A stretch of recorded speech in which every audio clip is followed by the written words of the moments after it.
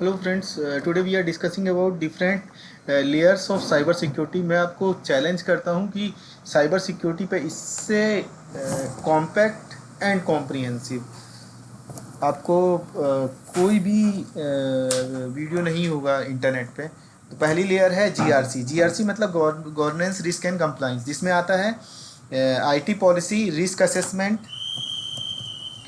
And compliance auditing. तो policy management में क्या आता है? Define and enforce security policies. Risk assessment में क्या आता है? Identify and manage risk. And compliance auditing में क्या आता है? एंश्योर अधीरेंस टू रेगुलेशंस, मतलब जो भी स्टैंडर्ड्स है उसके साथ अपने आप को सिंक्रोनाइज करना।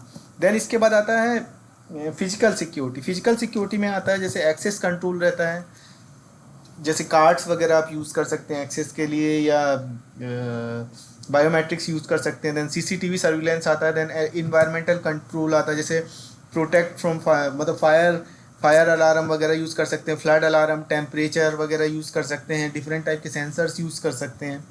देन सेकंड आता है आइडेंटिटी एंड एक्सेस मैनेजमेंट। तो आइडेंटिटी एंड एक्सेस मैनेजमेंट में सिंगल साइन ऑन यूज़ हो सकता है, मतलब एक ही साइन ऑन के थ्रू हम मल्टीपल एक्सेस को, मल्टीपल एप्लीकेशंस को एक्सेस कर सकते हैं। इसके बाद आता है मल्टी फैक्टर ऑथेंटिकेशन। देन इसके बाद आता है रोल बेस्ड एक्सेस कंट्रोल और पैम, प्रिविलेज एक्सेस मैनेजमेंट। तो आइडेंटिटी एंड एक्सेस मैनेजमेंट में मतलब किसी भी एप्लीकेशन को एक्सेस करने के लिए या किसी भी सिस्टम को एक्सेस करने के लिए हम सॉफ्टवेयर लेवल पे क्या कर सकते हैं? या तो सिंगल साइन ऑन कर सकते हैं, या मल्टी फैक्टर ऑथेंटिकेशन कर सकते हैं, या आरबैक या role based access control provide कर सकते हैं, पैम कर सकते हैं। देन इसके बाद आता है डाटा प्रोटेक्शन एंड क्रिप्टोग्राफी, मतलब फोर्थ लेयर, जो थर्ड लेयर है जो साइबर सिक्योरिटी की, वो है डाटा प्रोटेक्शन एंड क्रिप्टोग्राफी, जिसमें इन एनक्रिप्शन रहता है, हैशिंग रहती है, डिजिटल सिग्नेचर रहते हैं, की मैनेजमेंट रहता है। देन इसके बाद नेक्स्ट लेयर है, फोर्थ लेयर है नेटवर्क सिक्योरिटी एंड पैरीमीटर, जिसमें हम नेक्स्ट जेन फायरवॉल यूज़ करते हैं, वेब एप्लीकेशन फायरवॉल यूज़ करते हैं, आईडीएस एंड आईपीएस यूज़ करते हैं।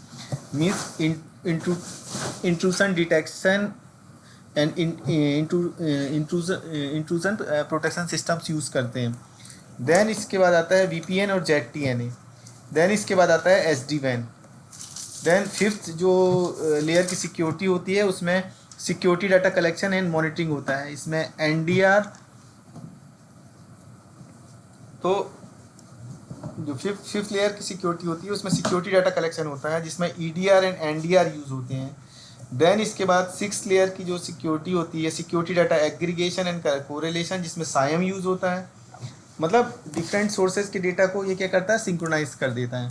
देन एडवांस थ्रेट डिटेक्शन में क्या होता है? एक्सडीआर और यूईबीए यूज़ होते हैं एडवांस थ्रेट डिटेक्शन में। जो एक्सडीआर क्या करता है? Detect threats and across the layers. And UEBA क्या करता है? Detect anomalies in user device behaviour. Then response and automation, मतलब कोई अगर इंसिडेंट हो गया साइबर सिक्योरिटी का, तो उसको रिस्पॉन्स कैसे करना है, उसके अगर कुछ रूल्स हम लिख के हम सोर यूज़ करते हैं या आईआर यूज़ करते हैं। देन इसके बाद थ्रीट इंटेलिजेंस एंड इन्रेचमेंट के लिए टिप और आईओसी यूज़ होती है, टिप और एंड आईओसी। देन इसके बाद security analytics and threat hunting के लिए थ्रीट हंटिंग यूज़ होता है, जो प्रोएक्टिवली सर्च करता है थ्रीट्स को। देन इसके बाद आता है बिजनेस कंटिन्यूटी एंड अवेलेबिलिटी। तो बिजनेस कंटिन्यूटी एंड अवेलेबिलिटी के लिए हम यूज़ कर सकते हैं disaster recovery, backup management, high availability, continuity planning. Then इसके बाद आता है document retention and information life cycle. तो document retention and information life cycle के लिए retention policy enforcement, secure archival, secure destruction, ये यूज़ होता है। देन इसके बाद आता है यूज़र अवेयरनेस एंड ट्रेनिंग के लिए हम यूज़ कर सकते हैं phishing simulations, then policy training, और डिफरेंट टाइप की हम जो साइबर सिक्योरिटी की जो ट्रेनिंग्स होती हैं वो सब हम यूज़र्स को दे सकते हैं। डिफरेंट टाइप के अटैक्स के बारे में उनको इंफॉर्मेशन दे सकते हैं, और टाइम टू टाइम उनको अवेयर करते रहते हैं कि भाई इस तरह के साइबर फ्रॉड सिस्टम में हो रहे हैं। देन इसके बाद आता है एपीआई सिक्योरिटी। एपीआई सिक्योरिटी में क्या होता है? API gateway protection, means control API access and traffic. Then API threat detection, जिसमें detect malicious API calls. Then API access control, जिसमें हम क्या करते हैं? Enforce authentication and and authorisation. इसके बाद आती है क्लाउड सिक्योरिटी। क्लाउड सिक्योरिटी में क्या आता है, क्लाउड IAM रहता है, then cloud configuration and posture management रहता है, देन क्लाउड वर्कलोड प्रोटेक्शन रहता है, then CASB cloud access security broker रहता है ना।